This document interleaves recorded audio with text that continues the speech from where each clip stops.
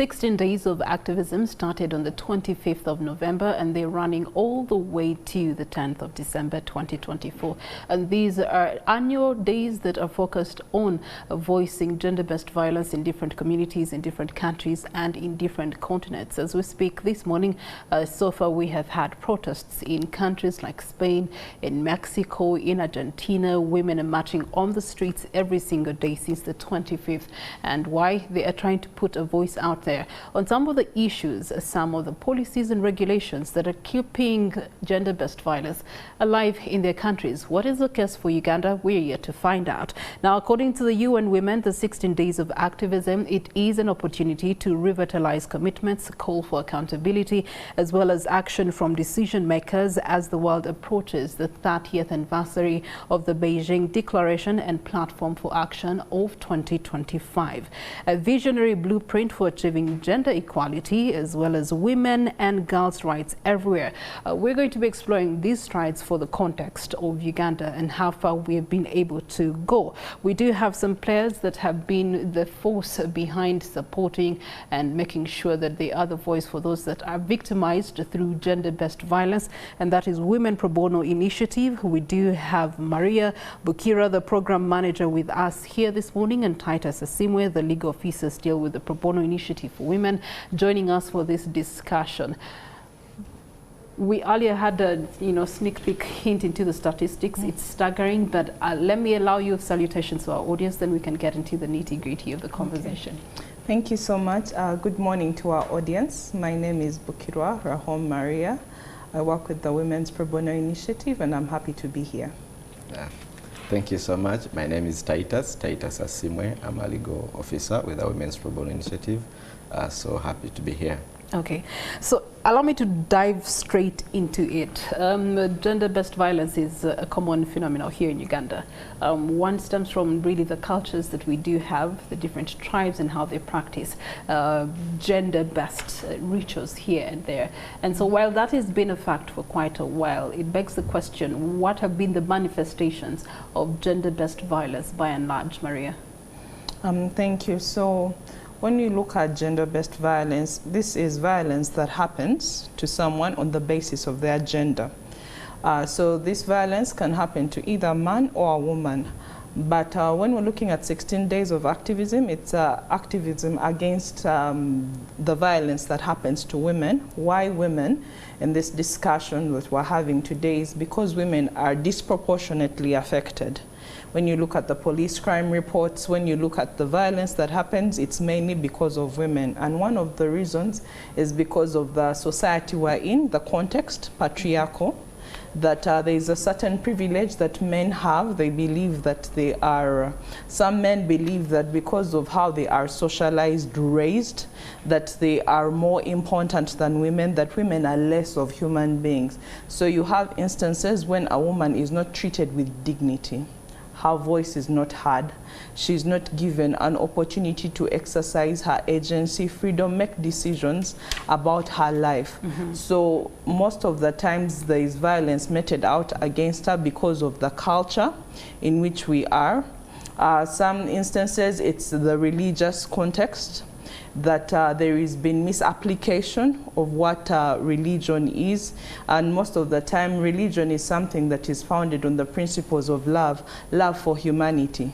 But you have instances when there is hierarchy of that love and the misapplication of the religious principles. You have instances when violence against women is justified, where perpetrators are protected. The other issue is the economic setting. You have instances also stemming back into the patriarchal context. Men are the ones who control the finances, either in the homestead, even outside the homestead. So when you have instances and you bring in the aspect of having to share these finances, having to account to each other, you have a lot of violence in domestic settings, but also outside the domestic settings in terms of employment. There's a lot of issues of sexual harassment, also the power imbalance that happens. If you're looking at institutions of learning, you have issues of sex for marks, lecturers assaulting students, and majority of the students who are being assaulted and harassed for sex are female students. Yes. Yeah, so you leave out promotion at workplaces in exchange for sex. Sure. But now let's talk into the statistics. As a Women's Pro Bono Initiative Council, Asimwe, how many cases have you worked on in just 2024? I happen to be the legal officer spearheading the rapid response Women Pro Bono Initiative. We have a national-wide coverage. So from Kitugum to Kasese, around. This year we have handled over 250 cases. We have projects in Chigo, we have projects in Luzira, we have projects in Chiriandongo, prisons, but because we have a toll-free line, we get cases around the country and keep running. The cases range from defilement, rape, land disputes, women being chased away from land they lawfully own because of course of power imbalances, the patriarchal kind of setting that we live in. Mostly on the land violence that I want to speak to because I think it's a place that has not been highlighted so much. We understand that most of our population are in marriages that are not legally recognized, over 60%. So when they get issues, the law does not cover them up. Women find themselves, you're not taken in to your spouse's place to be part of them. Then where you came from, your family says you belong there. So you are in the middle. When your spouse passes on, or when they decide to disinherit you, chase you away, you are in space. You're in space. So that's how we've been trying to come in using the Domestic Violence Act, using protection orders, and the little laws that we have. Yes. So the statistics are very much. The power balance is a bit skewed towards men in many ways, and that explains why a man, why are we here, what's our role as men. Before we go into the role as men, the judiciary system is also predominantly men. Sure. And so these cases are going through the corridors of the judiciary where you do have predominantly men. It begs the question, what has been the reception and also the efforts on the side of the judiciary to handle these cases so as to get quick justice, if I can put it that way?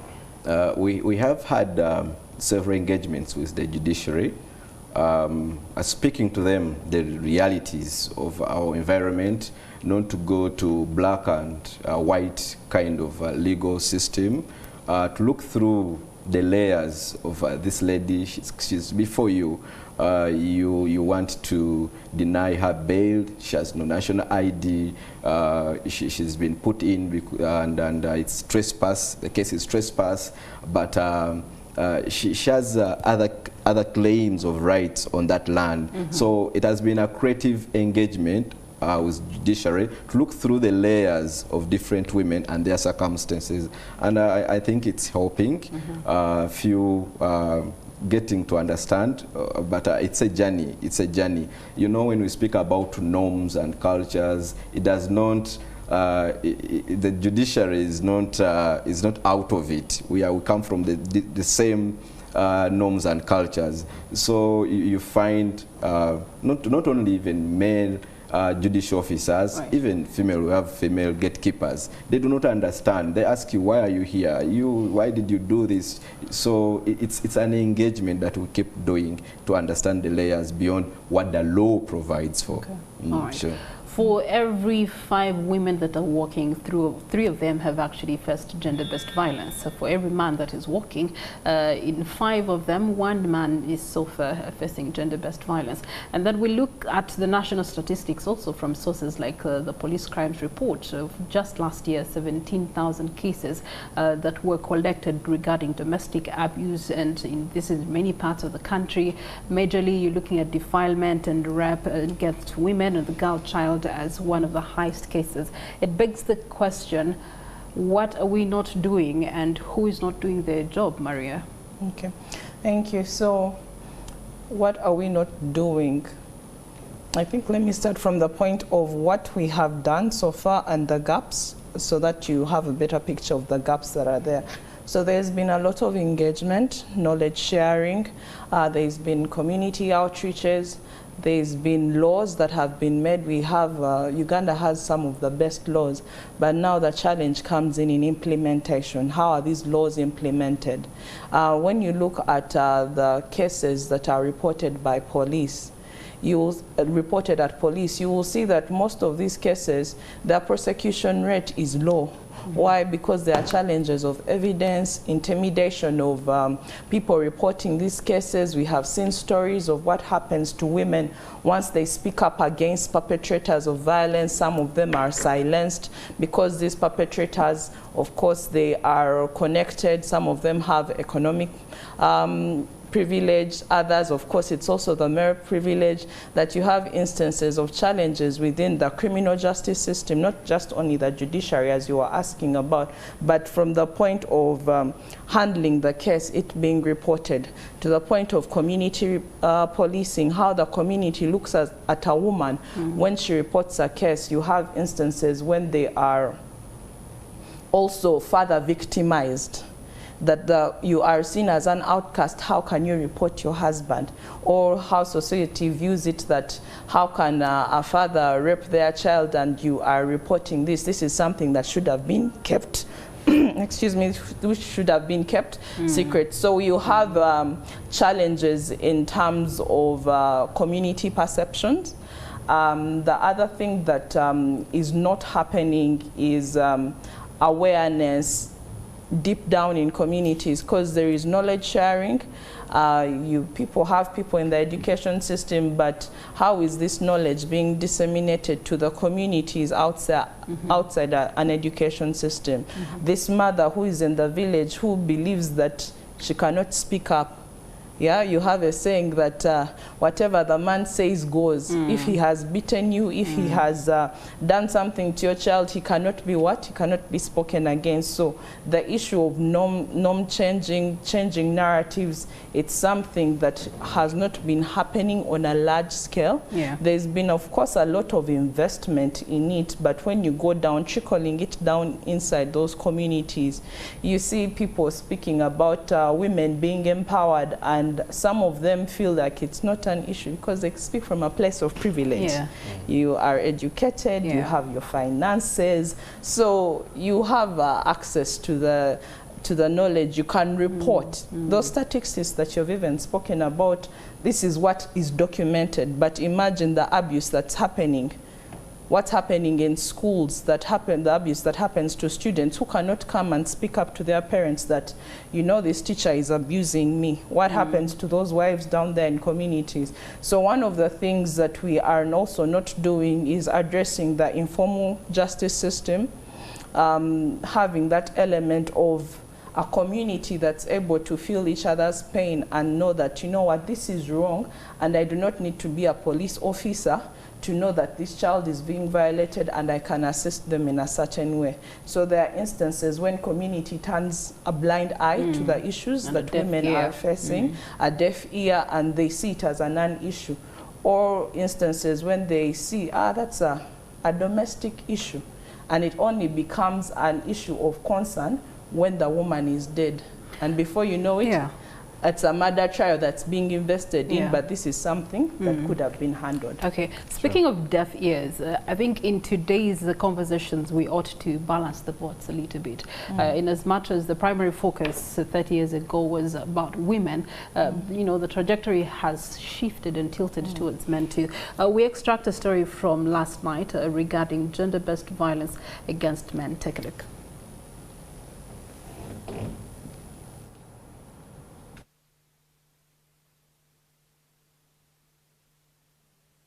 Waguma called this peaceful land home. But behind these serene surroundings, he lived a life marked by fear, pain and humiliation, his world shattered by domestic violence. It was here that he once nurtured a dream of transforming a 5-acre piece of inherited property into a flourishing banana and coffee plantation. However, that dream slowly crumbled as family disputes over ownership escalated into violence. She would find me seated somewhere, sipping my soda, and push me, igniting a fight. The land dispute was only the beginning. In February 2021, verbal arguments escalated into physical violence when Baguma's wife, enraged by suspicions of infidelity, attacked him with a herding stick. The brutal assault left him paralyzed and soaked in local brew. She held the stick with both hands and hit me on the head.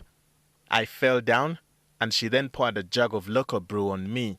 I had to run away. Fearing for his life, Baguma sought refuge, first at his parents' home, then fled to Kakumiro district, where he lived for over a year.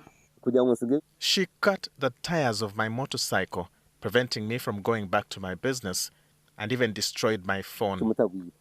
When he returned, he found that his wife's aggressiveness had worsened, from damaging his motorcycle to denying him access to his business. In Lubirizi town, she maintained dominance, forcing him to abandon his home once again. Whenever I wanted to enjoy my conjugal rights, I had to bring her gifts or money to gain access. Other women in this village. Due to time constraints, we're going to continue on with the discussion. But just to give you a picture, that's a reality that is happening for our men in Uganda. And of course, Titus here, you are pointing us to the direction of the role that men have to play in this conversation of gender-based violence and its elimination. Thank you so much. I'm happy that before we came on camera, we were discussing about how the International Day of Men passed and no one noticed. We apologize for that. Some advocacy work needs to be done in that direction. And you are saying that we expected women to organize it for us. Yeah. But I think, like pointed out, it's unless the UN comes in, unless someone, that thing of suddenly should be a global prefect coming in and telling us what to do and how to do it. And I keep wondering if the UN and other global actors, the UN women, were not coming in to help us celebrate some of these days, would we be able to look out to such days? I think it's a conversation that we should have beyond the global actors and development partners interesting us in such things. Okay. But I will drive back to male engagement in eliminating and reducing gender-based violence. I think the global changer on male engagement was the International Conference on Development, on Development and Population in 1994. In Cairo, and here the world came out and said, look, we need to bring men on board. We are in this world together. We cannot have one gender and other genders. We understand that in most cases they are perpetrators, they are violators, but we need to bring them on table to eliminate this. And countries have picked up from that and brought a little bit of policies back home. Here we have a policy on male engagement on GBV by the Ministry of Gender. We will have one on sexual reproductive health involving men sexual reproductive health services and the means of health and the policy itself. All right. And now the entry of men, it's in two forms. One, supporting. The first one is supporting, acknowledging the problem and supporting women and making sure that you're not seeing any woman being violated and you don't come through. You need to understand that it's your responsibility. So this is done through, of course, awareness and bringing to light what's happening. But the most important one, especially on the story, is men realizing that they are also affected. Culture has taught us to keep quiet. You see, patriarchy does not actually fully benefit men if you would understand layers. They are also prisoners in some way if you look at the layers. So it's very important that... We have opened a can of worms, but due to time constraints, allow me to finish with Maria. The theme for this year is time is now. The time to act is now. How can we act as Uganda moving forward? Moving forward, one of the things that we can do is uniting. Yeah. The other theme is also to unite, to end violence against women. So we can do collective effort here, spoken about the male engagement, but also collaborating with people in the justice, law and order sector. The criminal justice system has so many entry points, not only for civil society, but for the community as well. Awareness, this is also something that needs to be done at all levels, through the community, but also through education system. While I went through my education system, I do not remember at any one point having the discussion on such domestic relation issues, but I think it's something that needs to be an entry point even from the point of our secondary, primary. This is something I at least interfaced with my legal education. So I think it's something that we need to highlight in terms of education sensitization. Breaking translation and breaking down these laws. Most of these laws are known by us, the lawyers, the educated, but is there some way that they can be broken down? Bringing on board other actors that can contribute, and creating champions that can contribute to this discussion. Religious leaders, cultural leaders, and you mentioned that they're always left behind. Religious leaders and cultural leaders need to be at the forefront of this discussion. But thank you so much, Maria and Titus, for the work that you're doing with the Women Pro Bono Initiative, making sure that at least you extend the call to the last mile to be able to deal with the cases on ground in different communities for gender-based violence. Violence against women can't stop. As we lead to the Beijing Plus 30 Global Review, closing the gap needs a lot of effort, a lot of check, approaches that have been used, evaluating them and making sure that they can work for the future that is, because when we have a community that is gender-based violence free, we are having healthy societies economically, socially and religiously. Brings us to the end of this conversation. Thank you so much for having been with us here in Morning at NTV. On behalf of Chris Igeni and myself, Priscilla Regina Nalwoga, good day.